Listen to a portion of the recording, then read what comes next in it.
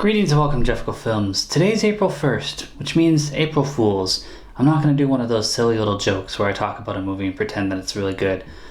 I mean, I do that every day. So, let's review this 1986 movie called April Fools.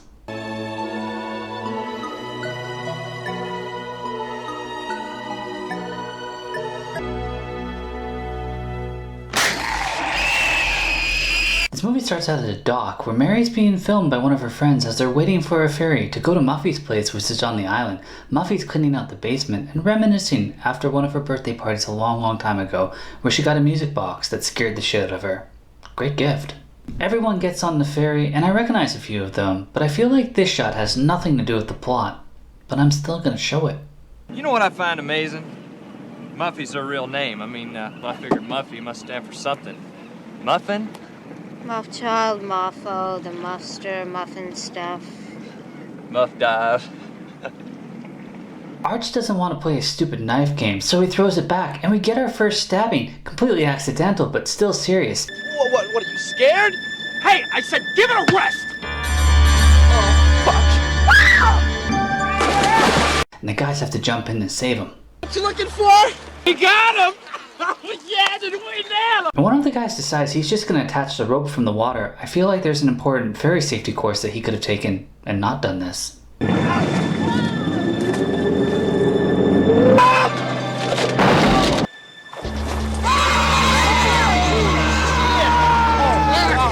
One of the water cops gives his boat to the ferry driver so he can take his friend to the hospital quick, and then he takes Muffy's boat so he can get back to shore, and everybody arrives at Muffy's lovely home. Nikki's reading questions from a magazine to some of the girls, and a lot of the guys snoop around the house as Skip sits with Nan, and he's a little overdramatic.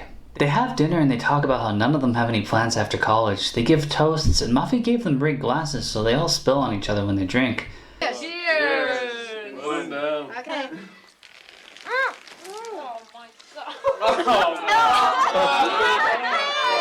Nikki tells Muffy that Chaz is here, and pranks just keep happening, and each room has odd things in them. Rob and Kit go to bed, and he's bummed out because he didn't get into medical school, but every time he turns off the light, another one goes on, because his house is rigged. Arch is wandering the hallways looking for some action, but everybody's preoccupied.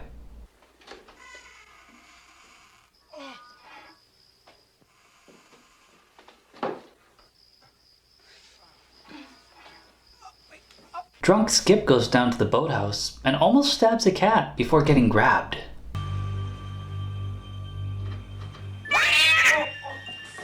The next day, Nikki stretches with her boobs taped to a shirt, and Muffy's hair is out of control and she runs up to her room when everybody wakes up. Rob and Kit go out to the boathouse to fool around, but their mood is interrupted when they find somebody's dead body. It was Skip's body that floated underneath the boathouse, and the guys rush back and they find his broken knife. Muffy's washing some mushrooms when Nan ambushes her about a baby crying tape that was in her room. Must be something personal. Maybe she had a teenage pregnancy?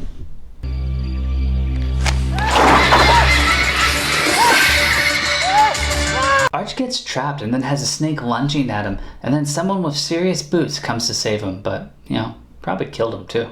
Rob and Chaz get back, but no Arch, and Muffy's acting weird. Is she on drugs, or is she the killer? Harvey and Nikki go looking for some water because the sink ain't working, so they go to the well. Nikki climbs down the ladder until one of the handles break, and Arch's head is down there, and a woman's body and Skip's head, so Harvey has to help her out.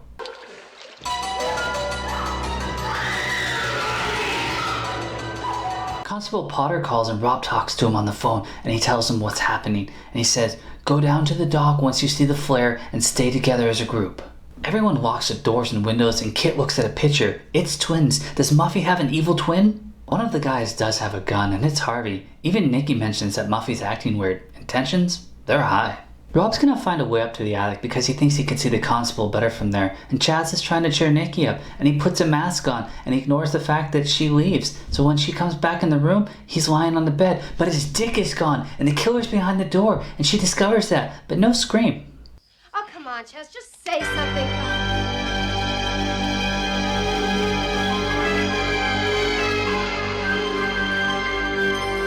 Rob and Kit get to the attic, and it's mentioned the constable also said nobody be left alone with Muffy, and they find dolls there, of which ones of them are dead. The flare goes off and they head down. Nikki's door is locked, so Rob goes looking for Harvey as Kit tries to find Muffy. When Rob gets back to her, he opens Nikki's door no problem and freaks when he sees the blood. Kit goes to find Muffy and he finds Harvey hanging there dead. They make a run for it and they get down to the docks, but the constable isn't with the boat. They look in the boat and they find no key, but they do find a letter from a mental asylum that says Miss St. John has escaped, and Kit points out that Muffy's been in school the last 3 years, so it couldn't be her. Did Muffy say there was a key in the kitchen back in the house? Oh, Rob, I can't go back up there. I can't go back. I Kid, can't. we've got no choice. We've got to go back. They head back and they sneak into the basement to get through the kitchen to get the boat key, and they see Muffy and Buffy measurings on the wall.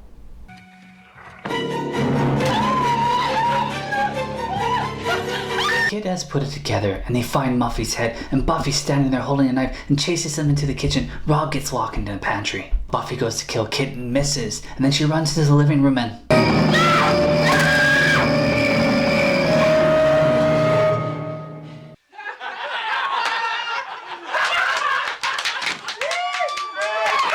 Rob's freaking out, and then the deckhand shows up, and Muffy explains that they're going to turn the house into a whodunit, and this was kind of a trial run for that, because she wants to keep the house. Everybody starts drinking and having a good time, well, except for Nan.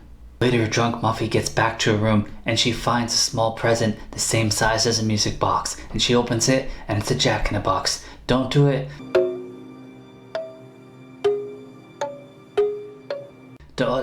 You're gonna die, and she does it anyways, and then Nan shows up behind her and slits her throat.